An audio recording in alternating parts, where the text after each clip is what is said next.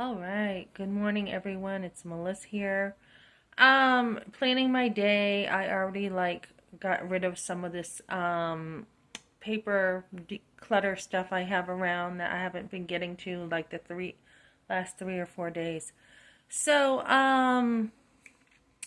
what happened? I have a couple videos about recording one of my assistant bosses basically approaching me. He's like, "Can I talk to you in the back?" And he was pretty ticked off. And I'm like, "Yeah, you can." So I went over with him. I recorded the conversation. It's on here. Um, at the beginning, I said, I will be recording this. I don't think I caught that. And he's like, "Okay." And so I don't think I said, "Do you mind if, what did I say? I think I'm going to be recording this. You don't mind, do you?" And I think he said, "Okay," but I don't know that he really understood that I really was going to record him. So I did. Um, Protect yourself. Have your recordings because when people are lying about you, you want to be protected. So, in a nutshell, after last night and the harassment I got at work, I got a email from my top boss cutting my hours.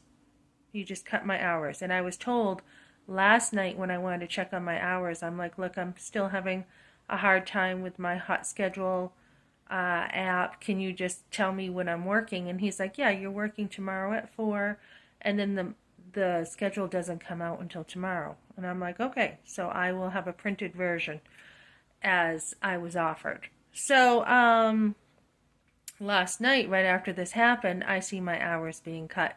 And it was a cover up. It was a way to get in there from my boss to cut me off and basically defend himself quickly against accusations of workplace harassment and to cut my hours to look like he cut them because I wasn't doing a good job after he asked me on Saturday and Sunday in text that I have to come in. So basically, there was some clickiness with this job. I already felt it. One of the girls, she was being a little bit of a mean girl, and I had said to my boss, he said, "How are things going?" And I said, "Well, I had a mean girl comment, but otherwise fine." And so I didn't know if he had repeated that back to her, and it looked like he did because I had felt the distance that I didn't feel before. And I mean, I can't prove that, but pretty close to it. And then I felt, like I said, I felt things changed last night when I walked in. I got the cold shoulder, and I had been very aware. I actually slowed down and pulled back, and I was very aware of the spirit there of the boss, one of the managers. They had three on when I walked in, and I'm thinking, why do you need three managers here? What am I doing here? It's slow. Um, so because I had told my boss about one particular manager, Daniel, who came down hard on me last week, I'm not fully trained. I had talked to him. He had basically said, "Oh, we expect a lot out of you because you have so much experience." And I was like, "Yeah, I do. And therefore, I know that you're not really training people." So, this is a way for people to get out of training people, basically. They don't want to spend the time or the money or the effort. And, people are lazy. They don't want to, train people. So when I had pushed back and said, he had tried to blame me, I said, "Actually, this is what's going on. You're really not training people." He was like, "Okay, yeah, I'll talk to Danielle," and she comes across with her frustration all over her. So so she had told me, to push these buttons, and then she comes back on me that this is wrong. I said, "You literally told me this is what you wanted twice. And then you tried to blame an order on me and say I didn't look at the phone when I did." So there was that. It was dealt with. It was fine. It was over with. And then when I went in, like I said, I had the cold shoulder from her. And then the other manager, Natalia, was just kind of like, she started pushing. And Daniel on Friday, I believe, he told me, okay, this is what you're expected to do for your training. So he knew that he hadn't gotten in there enough with the training, and he contacted me Saturday and Sunday, and I was busy with my other jobs, and he was like, okay, this is the chart. This is what you're expected to do. Don't even do the food. Just, you're in the front. Customers need a good experience. That's your job, front end work. So then last night they were pushing me to do a lot of the food. And I mean, I did it. I put stuff in bags and I put stuff together. I made salads and I did stuff, even though it wasn't, Daniel just told me it wasn't my job. I did it. And so she comes, on me and she's like, could you do this? Could you do that? Can you do this? Can you do that?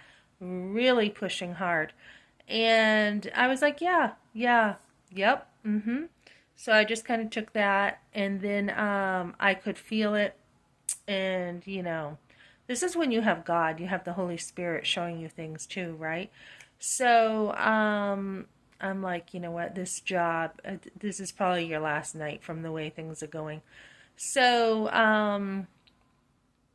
so I had sat down and she was on me, and I thought, this lady's been sitting down most of the night. I'm going to sit down now. And she's like, were you clocked out? And I'm like, no, I'm sitting down like this lady is. So she didn't like that. And then she asked me to sweep. I said, this is not part of my job description as far as sweeping here. I already mopped. I already did my job. I vacuumed twice. So she went through. She was trying to find fault. She's like, look at those two things on the floor. Did you even mop? I'm like, yeah, I did. And I go, actually, that's probably from the garbage you just had me take out. So then she said, I said, this area is not my job. I've never had to do this. So she didn't like the communication. So she said I wasn't listening to her. She told me to clean. And then when she got busy, she wanted me up front, asked me to come up front. I went up front. And then she went and told the manager I wasn't going up front and staying up front, which was not true. So I had these lies being told. It was a setup from the beginning. I felt it. And I was threatened to be written up. I've never been written up for a job, never in my life. And so, Jesse last night was like, I don't really want to write you up. You can hear the conversation. And I'm trying to see if there's any way we can help you. So as soon as I stood up on my ground, because he approached me and he was like, do you have a problem tonight? And I'm like, I don't have a problem. Why? And he's like, because you've had some pushback and Natalia's saying you won't do this and you won't do that. I'm like, not true at all. And I just really don't like her starting trouble. So my boss, I had gotten back to him and let him know last night in an email, corporate would be notified. They are being notified. They are going to get back to me, let him know that this is what's going down. And so he basically came back with, oh, so you're not showing up for your shifts. And I said, actually, you changed what we agreed to. So, it looked like he tried to call. I said, look, you can put something in writing if you have some kind of solution. You haven't solved this yet. And because you haven't solved it, I'm not coming back in and subjecting myself to more harassment. I said, clickiness does not belong in the workplace, and this most likely looks like a lawsuit because I was threatened to be written up for no reason. I asked for specifics. There were no specifics that he could really give me. I'm like, how long has she been a manager? 2 years. She doesn't know that, in that bag that needed salad. I had confronted her. She had said something like, make sure your receipts go together. There was a receipt that fell off in the back. And I'm like, right, first time that happened. And so I confronted her and I said, so what happened with the salad over there? She's like, oh yeah, it needed salad. And I'm thinking, yeah, it did, because here's a manager for 2 years being in this place. The slip says Caesar salad is needed. I'm like, look, this needs a Caesar salad. And she's like, no, it doesn't. It just needs dressing. Not sure why she said that, whether she wanted me to make a mistake or what, or whether she didn't know, but I'm like, look, it says salad. I told her a couple times. She's like, no, it doesn't. So, the person came to pick up the order and she's like, where's the salad? She's taking everything out of the bag. And she's like, oh, okay, I'll get you a salad. And these are the type of managers you get in a low class job. And I was already thinking last night, I think I prefer the jobs that challenge me. They have expectations. I wasn't sure if I wanted this other one that would challenge me. And I'm like, Melissa, you like jobs that have some kind of class, and you keep taking these dead end jobs just to bring in some money. And I'm like, you should probably go for the high end jobs from now on, because there you have too many issues with these low end jobs. Too much stuff going on. So, everyone's on their phone, chit chatting, the clickiness, the teenage jobs, I should call them. It's okay for you to do this, but not for me. So I was just like, I pointed out her mistakes, and she didn't like it. So, some people think basically their crap doesn't stink. And I hate to say that. I almost said that to my boss last night, that she doesn't think her shit stinks. But, so I didn't say that, but basically, that's what it is, right? You have managers who like to, nitpick at you, and, they don't like to train. They don't like to do their job. Her job is to train, and she didn't do it. And the other thing is too, I was told last night, oh, she's a new manager and she doesn't really like to confront, people with things, so I'm doing it. It's her job as a manager to confront people. So I'm like, you can have her come out here and talk to me if you'd like. And I basically felt like I would be confronting her lies. She didn't want to do it. So, immature management. So I let my boss know today, unless he has something in writing for a solution, I won't be coming in. And this will most likely turn into a lawsuit of workplace harassment. I said, you didn't do your job. You didn't train me. You didn't do what you were supposed to do. So I don't appreciate being threatened and having workplace harassment. So don't be afraid to stand up for yourself. You've got people who think they can just push you around and,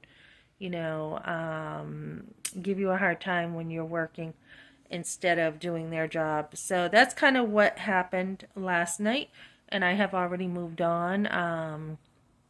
Luckily, I started my own business. I already have I opened up availability because I won't be going in, and he cut my schedule. I have a video about that too. He cut my schedule.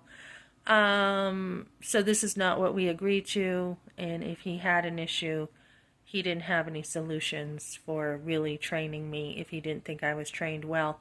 So that job is done and over. Doesn't matter. I'm not going to fall for his guilt trip. I heard he's a real jerk, trying to blame me for not coming in today. So I said, you broke the agreement. You broke what we agreed to. And stand up for yourself in the workplace. I hate to say it. I don't like to be somebody who really likes to, have confrontation. I will confront when needed, but I like to get along with everyone. I like to have fun when I'm at work. I love to have fun. But there are times you need to confront people and say, hey, blame game isn't going to work. Why don't you look at yourself first? So that's what I got for now. That's going on. And like I said, I have to, I'll probably go to this other restaurant that I'm working at, push myself some more, get some more, just get some more, stuff going on over there to prepare.